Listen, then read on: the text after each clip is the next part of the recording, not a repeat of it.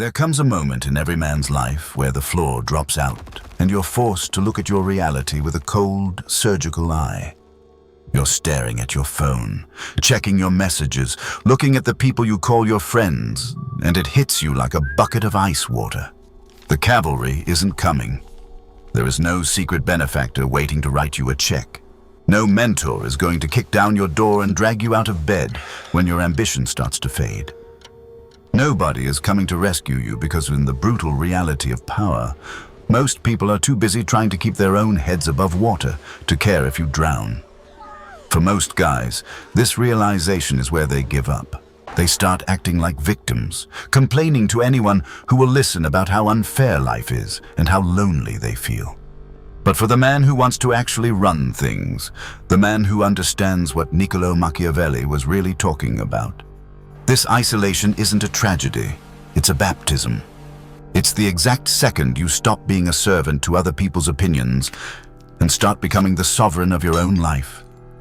You're listening to this because you felt that weight before, that heavy, suffocating pressure of having a vision that nobody around you can even comprehend.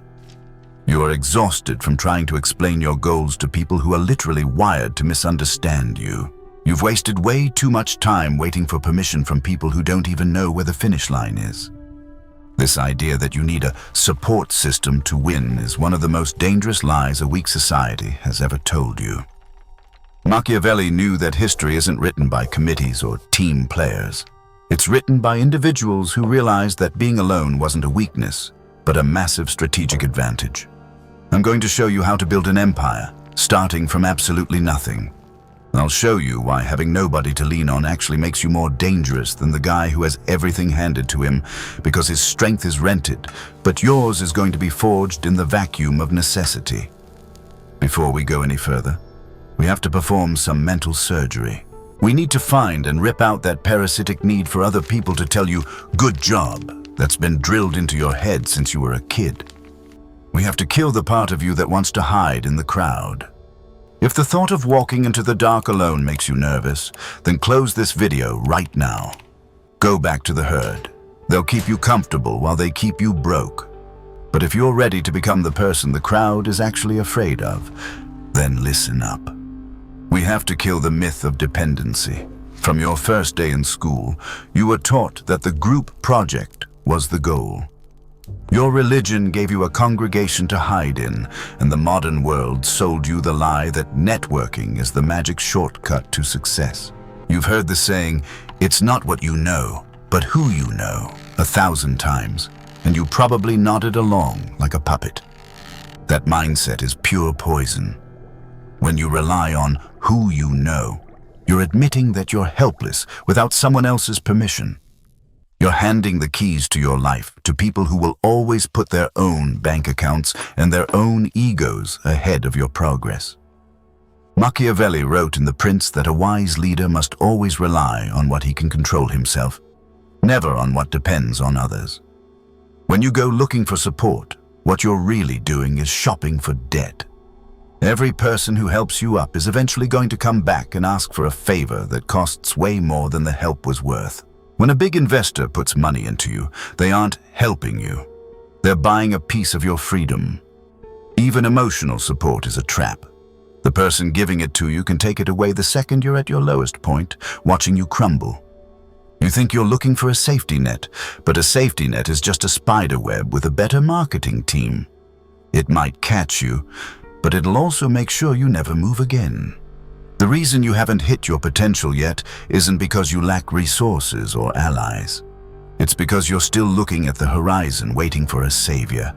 You're watering down your goals to make them fit into the tiny minds of the people around you. You're waiting for applause for a show you haven't even finished writing. Think about your own life right now. Where have you been trading your long-term power for the short-term comfort of being understood? Look at the history of the people who actually changed the world. Before he was the great Khan, Temujin was just a kid abandoned by his own people on the freezing Mongolian plains. His father had been murdered, and his tribe left his family to starve to death because they thought that without the group, they were already dead. Temujin didn't waste his time looking for a new tribe or begging his enemies for a scrap of food. He spent those years in the 0 point, a state of total, lethal isolation. He learned how to hunt, how to fight, and how to rely entirely on his own virtue. By the time he came back to the world, he didn't need a support system because he had become a force of nature. Because nobody helped him get to the top, nobody had the leverage to pull him down. He owned 100% of his empire because he carried every single brick himself. This is the cold logic you have to adopt. We don't get sad about an empty room. We realize that an empty room is the only place where you can build exactly what you want without anyone getting in your way. Machiavelli famously said that it is much safer to be feared than loved if you can't be both. You need to apply that to your own loneliness. When you're desperate for support, what you're really desperate for is to be liked. You want your friends to like your business idea. You want your parents to be proud of you. That is emotional neediness. And in the world of high performance, neediness is like a scent that attracts predators. Have you noticed that the more you ask for help, the more people seem to back away? They can smell the desperation on you. And to the top 1%, desperation smells like failure. To win with zero support, you have to stop trying to be the nice guy and start being the guy who is so competent that people can't ignore him. You have to flip your internal switch so you aren't running on encouragement anymore. You need to run on the high-octane fuel of defiance. You need to look at the people who ignored your texts and doubted your brain and feel a cold, calculated drive. Their silence is the best gift they ever gave you. It means the market for your vision is yours, and yours alone. And when you finally collect the bag, there won't be anyone standing there waiting for their cut. If you're starting to see why the sovereign mindset is the only way out, then subscribe to the channel right now and join the inner circle of architects who realized the crowd is just a cage. By hitting that button, you're signaling that you're done with the herd and ready for true autonomy. We're building a tribe of the untribal. Now, look at your situation like a general on a map. If you look behind you and realize your soldiers ran away, do you just surrender? No. You realize that one man moving silently through the grass is a much more dangerous predator than a loud, clumsy army. Your lack of support forces you to be faster, sharper, and more unpredictable. A giant company is slowed down by meetings and votes. You can change your entire life in an hour because you don't have to ask anyone for permission. You don't need a board of directors. You just need a mirror and a plan. To survive the vacuum of having zero support, you have to master the ghost phase. This is a strategy pulled straight from the darkest parts of psychological warfare and the playbooks of history's most effective rulers. Most men fail because they suffer from what I call verbal incontinence. The second a good idea hits their brain, they feel this desperate urge to tell everyone about it. They want that quick hit of dopamine when a friend nods or a girl says she's proud of them. This is a massive tactical blunder. Machiavelli understood that a leader who reveals his hand before he plays it is already defeated. When you talk about your goals, you trick your brain into feeling like you've already achieved them. You bleed out the internal pressure that's supposed to drive you to work. You need to take a vow of total silence. Stop posting "big things coming" on your stories. Stop looking for validation for work you haven't even done yet. Silence acts like steam trapped in a boiler. When you refuse to let it out through your mouth, it has no choice but to power your hands. It becomes the energy that keeps you grinding at 4 in the morning while the supported guys are asleep, comfortably wrapped in their mediocrity. Your isolation is actually your best filter because it keeps the garbage out. Look at how the real elites operate. Take Jim Simons, for example. While every other guy on Wall Street was busy networking at cocktail parties and begging for support from big banks, Simons went into a ghost phase that lasted for decades. He didn't hire the guys with the best smiles or the most connections. He hired reclusive mathematicians and code breakers who didn't care about being liked. They stayed in the shadows, ignored by the mainstream, and built the Medallion Fund, the most successful money-making machine in history. By the time the world realized what Simons was doing, he was already untouchable. He didn't need a support system because he had developed a level of technical mastery that made the system irrelevant. This is the level of obsession you need. The world is going to call your isolation a problem or even a mental health issue. But for the man who wants to win, it's a job requirement. You have to become a weapon of mass competence. You need to know your business better than anyone else on Earth so that eventually the market is forced to pay you, even if it hates your guts. This brings us to a fundamental Machiavellian shift. You have to stop trying to be loved and start demanding to be respected. When you're out here begging for collabs or help, you're acting like a servant. People can smell that emotional neediness from a mile away. In the real world, the more you ask for a hand, the less people want to give it to you, because nobody wants to hitch their wagon to a horse that looks like it's about to collapse. To win with zero support, you have to run on pure defiance. You need to get to a point where the people who ignored your emails or laughed at your ideas don't make you sad. They make you calculated. You're like a general who looks back and sees his army has deserted. But instead of crying, he realizes that a single assassin in the shadows can do more damage than 1,000 loud soldiers in the light. This is where you develop your virtù, your ability to force your will onto a chaotic world through sheer skill. You aren't waiting for a team to brainstorm with. You are the CEO, the marketing department, and the hitman all at once. The irony is that the support you're currently craving will only show up once you don't need it anymore. Humans are parasites by nature. They hate helping a guy who is struggling, but they'll trip over themselves to be seen standing next to a winner. When you finally come out of your ghost phase with a body that looks like it was carved out of granite and a bank account that doesn't quit, the same people who left you on read will suddenly reappear with big smiles and partnership opportunities. You'll be polite, you'll be professional, but you'll never forget the silence of that empty room. You'll realize their support isn't for you, it's for the value you now represent. You'll keep your distance, knowing that the only person you can actually trust is the version of you that survived the dark. This isolation isn't a sentence, it's the vow of the fox, where you learn the layout of the land and set your traps in secret while the lions are too busy roaring for attention.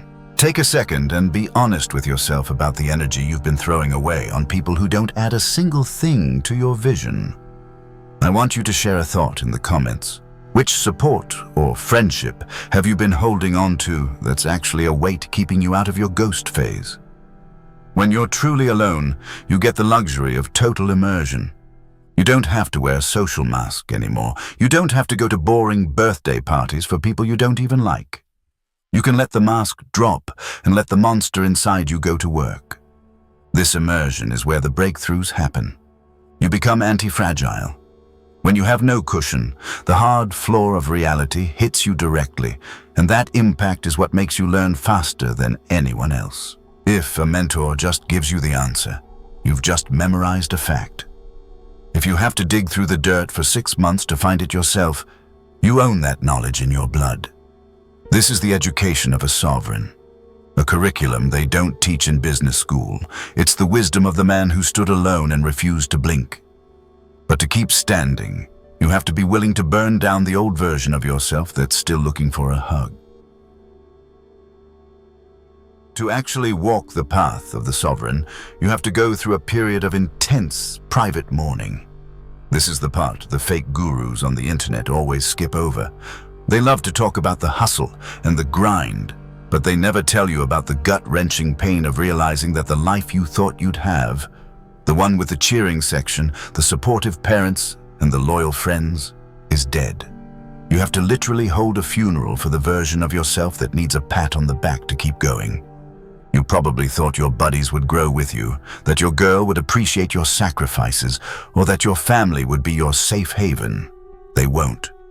Most of them are biologically incapable of understanding what you're trying to do. You are currently in what I call the Valley of the Shadow, that dangerous space where you've left the safety of the herd but haven't yet built your own fortress.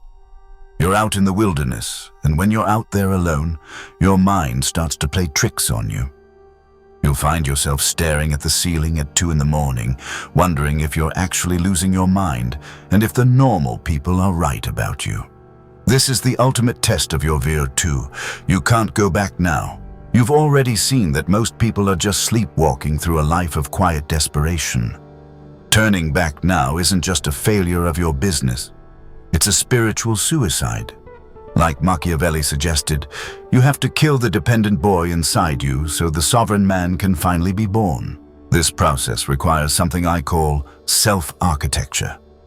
You have to learn how to be your own parent, your own boss, and your own drill sergeant all at once. Psychologically, you need to develop a bit of a split personality. There's the part of you that's tired, emotional, and wants to sleep in. That's the weakling. And then there's the commander. The commander doesn't negotiate. He doesn't care about your feelings, your burnout, or how much sleep you got.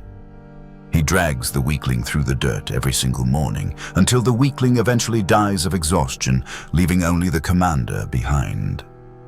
This is what Machiavelli meant when he talked about a flexible disposition, the ability to be cold and cruel to yourself in the short term to ensure you survive and win in the long term. You deny yourself comfort today so you can rule the world tomorrow. When you have zero support, you have nobody to enable your laziness. If you decide to slack off, the world doesn't wake you up. If you don't produce, you don't eat. This brutal feedback loop is a massive gift. Comfort is where greatness goes to die, and support is often just a cushion that keeps you from feeling the hard impact of your own mistakes. When you're alone, the concrete of reality hits you at full speed, and you learn to adapt 10 times faster than the guy who has a safety net to catch him. Think about the villain origin story of a guy like Bernard Arnault, the man they call the Wolf in Cashmere, who runs the LVMH luxury empire. Back in the day, the French business elite looked down their noses at him. To them, he was just a construction guy from the north who didn't belong in the high-class world of luxury fashion. He wasn't invited to their parties, and he definitely didn't have the support of the establishment. Instead of crying about being left out, Arnault used that rejection as high-octane fuel. He didn't want their friendship. He wanted their companies. He systematically started buying up the brands they loved, stripped away the garbage, and built a global monopoly while they were still busy gossiping about his lack of class behind his back. He leaned into his shadow, his aggression, his pride, and his will to dominate, and pointed it all at one goal. You need to do the exact same thing. Take every text that went ignored, every smirk from a relative who thinks you're delusional, and every doubt from an old friend, and throw it all into your internal furnace. Anger is a much cleaner, more efficient fuel than sadness. Sadness makes you heavy and keeps you on the couch. Anger makes you light, sharp, and dangerous. Use the spite. Tell yourself that if you quit, the people who doubted you win by default. It's a dirty fuel, I know, but it burns hot enough to launch you out of the gravity of a mediocre life. Before we get into the actual mechanics of how you need to run your day, I want you to be totally honest with yourself in the comments. I want you to type 1 or 2 words that describe the dark fuel you're using to drive yourself forward right now. Is it spite, pride, or maybe just silence? Use this as a quick way to lock in your focus and own your truth. Machiavelli pointed out that most men are so simple and so focused on their immediate needs that a deceiver will never run out of victims. Don't be a victim of your own need for safety. Understand that people didn't support you because they are simple. They just obey the immediate urge to fit in and stay comfortable. You are complex. You obey the future need for glory and power. You're speaking a language they can't even translate, so stop trying to teach it to them. Just focus on building your tower so high that they have to break their necks just to see the top. When you finally win with zero support, the victory is pure. There's nobody to thank in your speech, nobody to share the equity with, and nobody who can claim they be. There is a deep, dark satisfaction in knowing you walked through the fire alone and didn't burn, while everyone else sat back and waited for you to turn to ash. To reach that peak, though, you have to master the art of staying isolated on purpose and avoid the trap of the auxiliary force. Most men end up isolated by accident, usually as a byproduct of their own failures or social incompetence. You, however, must be isolated by design. This is the art of strategic solitude.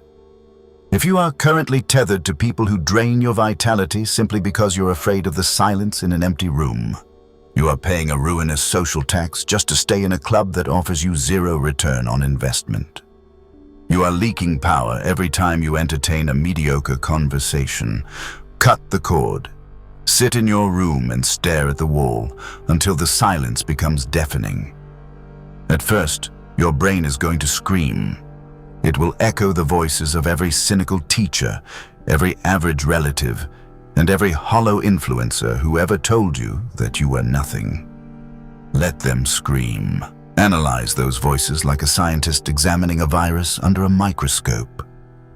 Once you realize those thoughts aren't actually yours, the screaming stops, and a quiet, steady hum takes its place.